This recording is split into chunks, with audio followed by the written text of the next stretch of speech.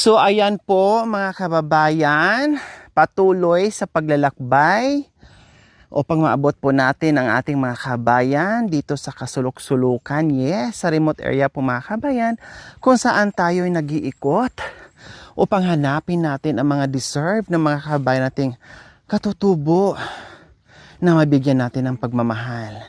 Yes, nandiyan si Mami D, si Kuya Joel, si Kuya Erap, si Kuya Pupoy. Ayan.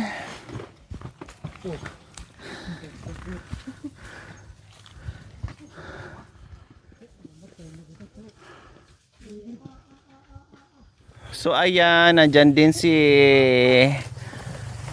Jacoy and Makoy and Tatay Romy. Ayan po mga kabayan, handang-handa sa lakaran. Palaban sa lakaran. Kahit saan mo dalhin, kailangan ay handa ang lahat.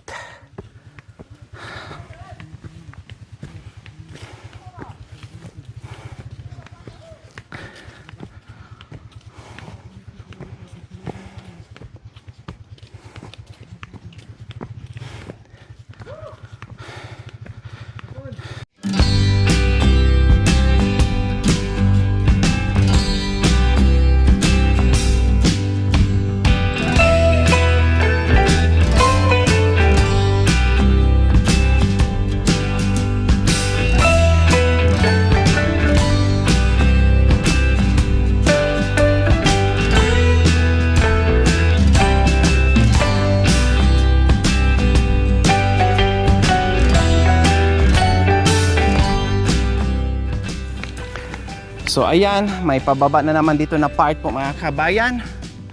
Paakyat, pababa, paakyat, pababa. Malayo pa sa katotohanan to mga kabayan. Marami pang pawis ang ilabas bago kami makarating sa paruroonan. Tabi-tabi.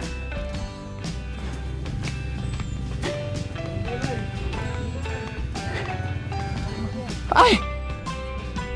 Ay!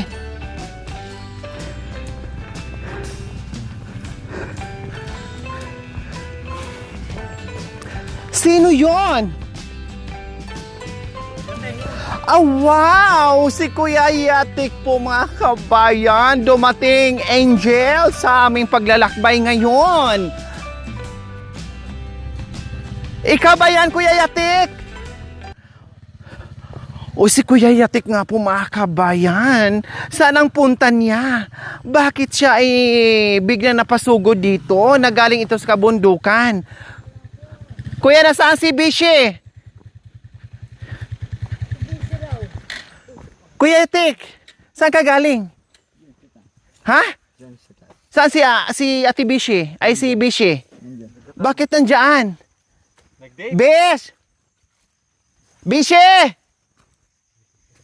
Bakit wala? Ha?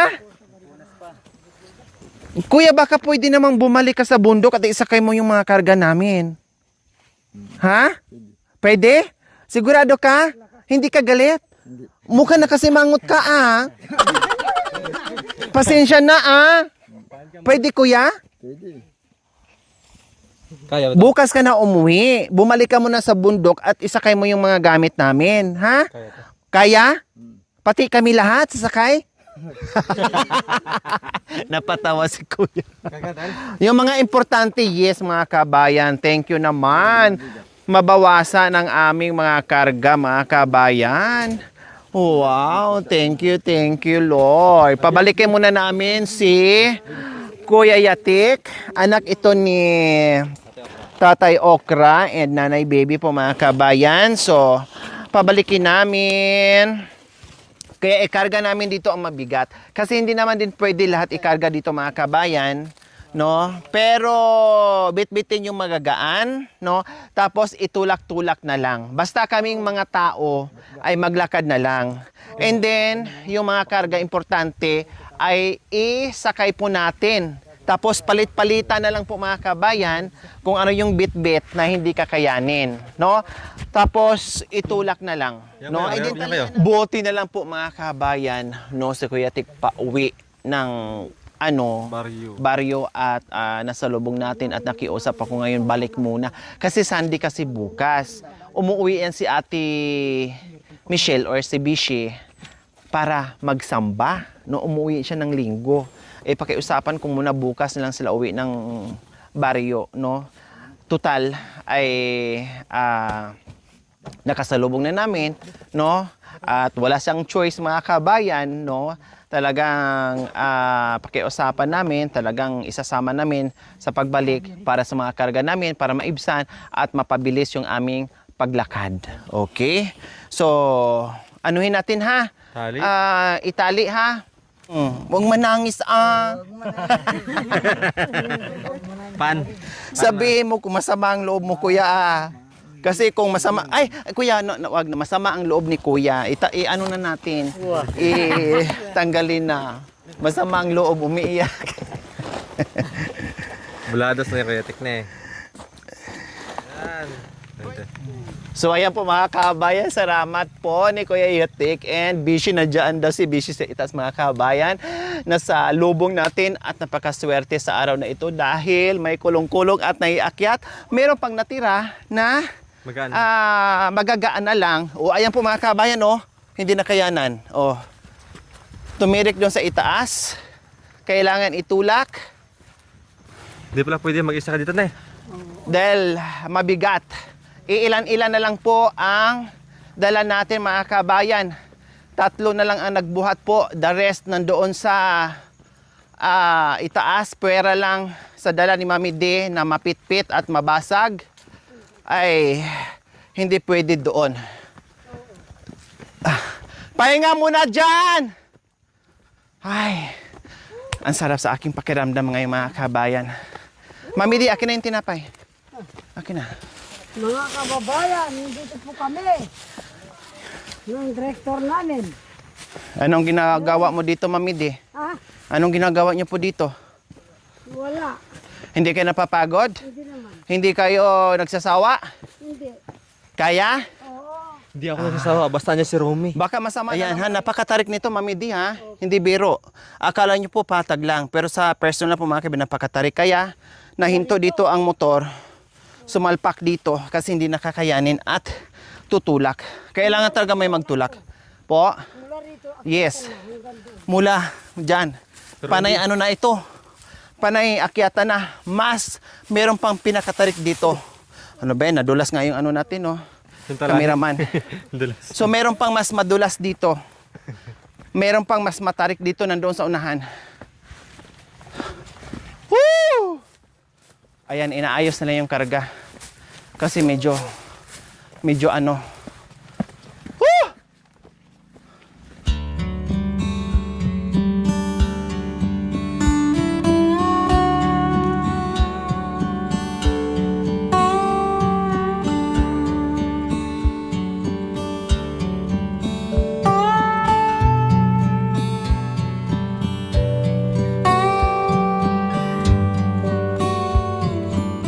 Hi, be! Na-miss ko yung boses mo na boses ano. Bakit ano? Boses na saniban.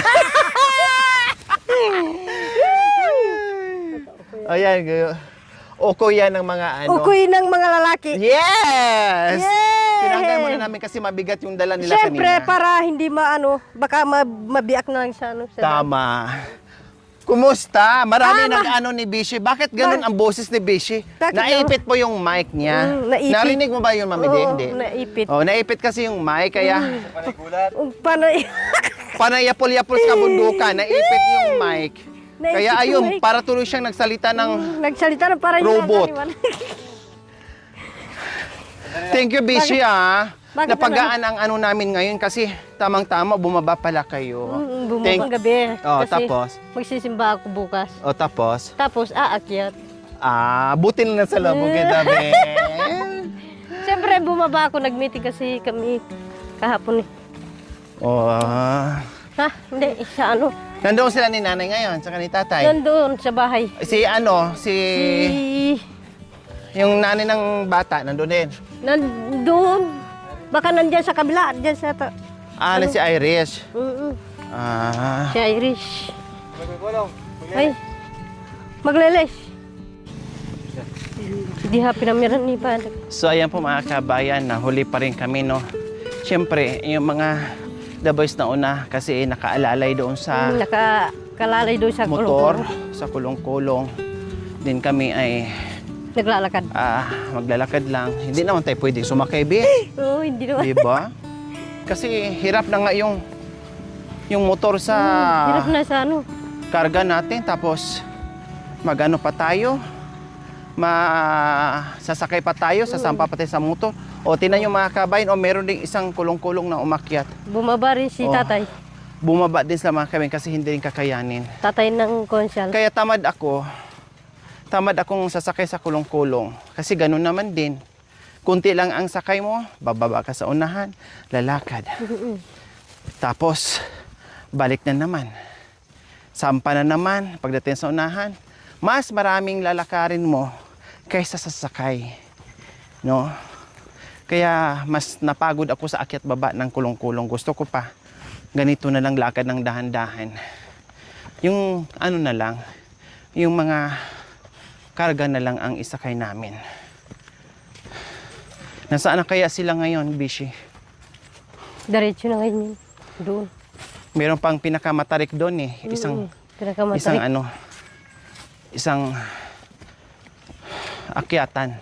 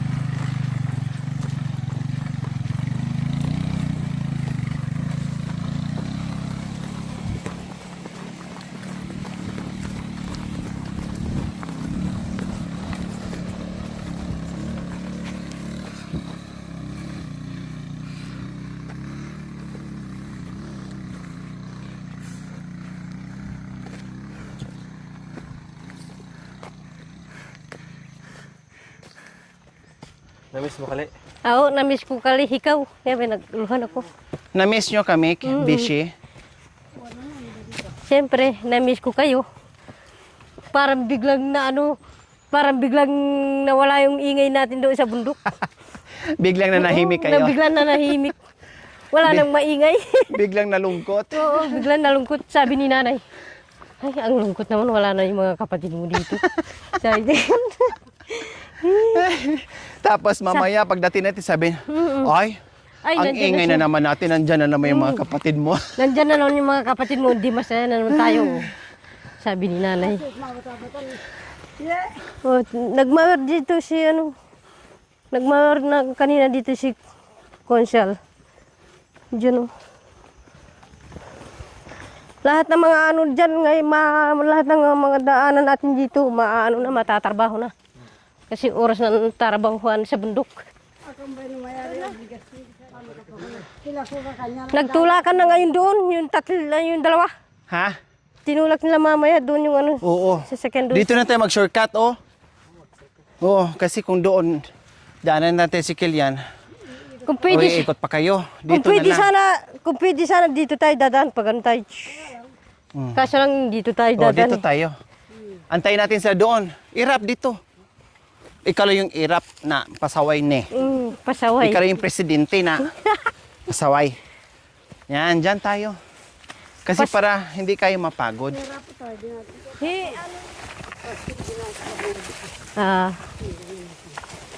Salamat naman, Bes. You're welcome, Bish.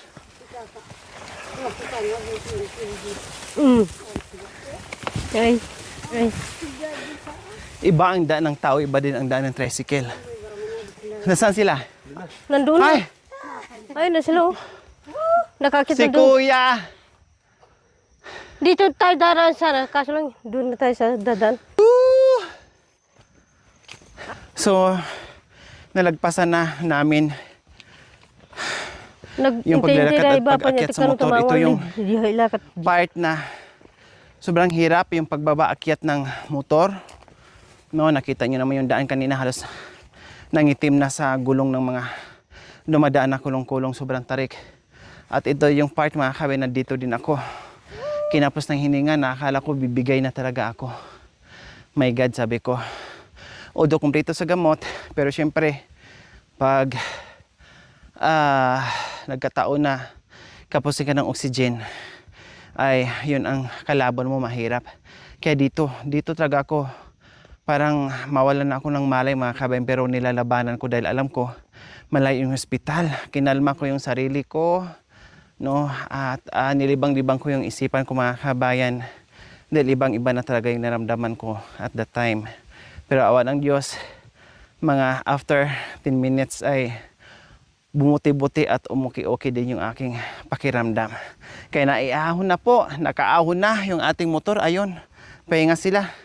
Siyempre, kahit nakakulong-kulong yung mga kabayan, yung mga nagtutulak niyan ay pagod din. No? Yung mga nagtutulak niyan, pagod din po mga kabayan. Dahil mabigat din yan.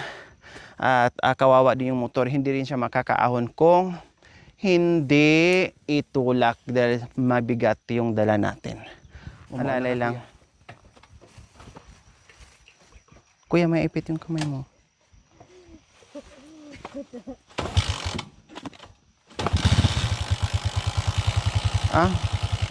Automatic ko yan, oh.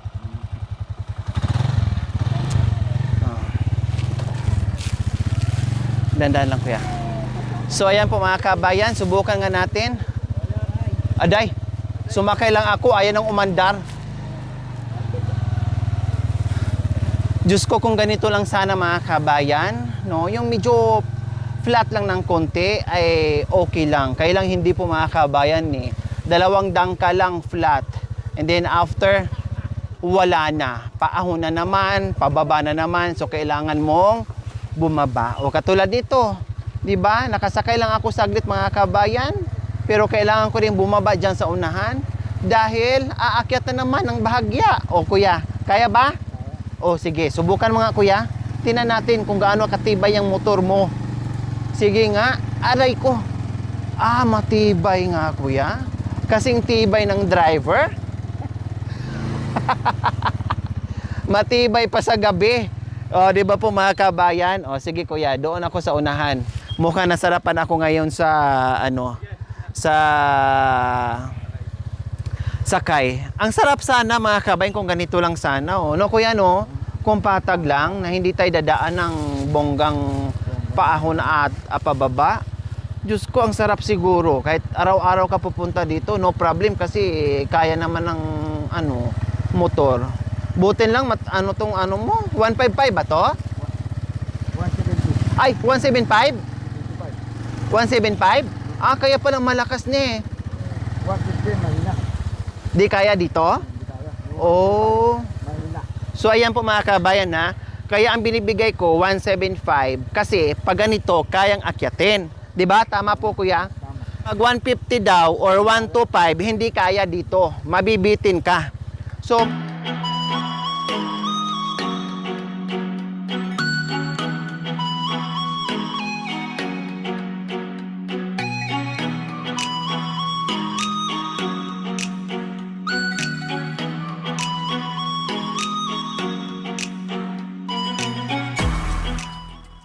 so ito yung part mga kabayan na flat. Ito yon. Nakikita nyo po. Kaya nakasakay ako. After nito hindi na. Paahon na naman tapos paakyat. Dito lang ang pwedeng masakyan ng ganito. Ilang dangkal po mga kabayan. No, para kahit papaano makarelax-relax ka. The rest hindi po. Talagang na siya. Mahirap na po talaga as in. So sana ganito lahat ang daan. Pwede siya mga kabayan. No? Pwede talaga siya. Pero mas okay na rin na kahit hindi tayo makasakay, no, importante maisakay natin yung ating mga karga. Yun ang importante sa lahat, Kuya Ne. Oh, di ba? Diyos ko, nabawas-bawasan din yung aking kuya yung aking pawis na nakasakay ako dito. Oh, hindi nakakatakot pag ganito lang, pero pag yung pababa at saka pataas, ay ayaw ko na. Oh, pahinga muna tayo dyan, kuya. Oh, dito muna tayo, kuya. Antayin natin sila. Oh, sa wakas, nakasakay din ako mga kabayan. Ganyan po mga kabayan ang aming senaryo, no, sa pagbuhat o akyat ng karga namin dito. Oh, 'di ba? Ayos. Oh, sila, ayan no, malayo sila mga kabayan, nandoon pa sila sa sa dulo. Ay, thank you Lord. Thank you kay Kuya Yatik and kay Bishi mga kabayan na nasa lubong natin at napakiusapan natin. Siyempre, ganon tayo ka-love nila mga kabayan na hindi makaayaw sa atin. Okay? So, see you next episode mga kabayan. Malapit na kami. Siguro mga 1 oras na lang makakarating din sa paroroonan. Maraming salamat sa panonood. Without skipping ads, paki-like and share na rin po mga kabayan. We love you all. God bless us all. Bye! Mwah. Thank you for watching. Don't forget to like, share, and subscribe.